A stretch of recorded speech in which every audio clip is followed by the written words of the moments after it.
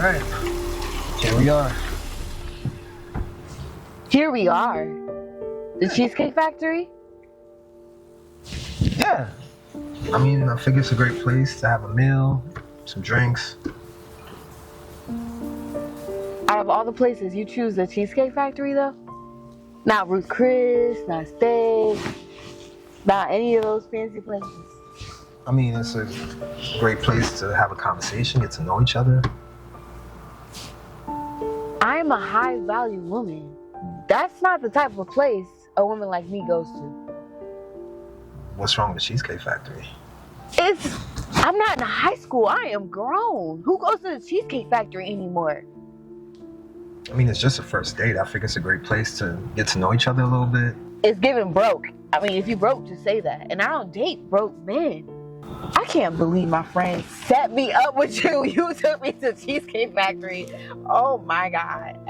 This is dog food. I will be eating dog food with you. I don't even know you. You over here, oh my God, this is too much. You broke. You got no money. This is the first place you took me to. Who said I was broke? I thought you was rolling. This is a choice you made. This is a great place to have something to eat, have a conversation, get to know each other. It's the Cheesecake Factory. Is it your favorite place or something?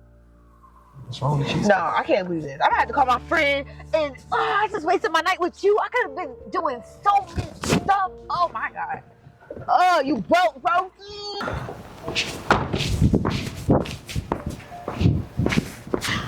Hey, yo, why would you set me up like that? With a brokey though? Broke? Kevin Jones? Girl, Kevin is not broke.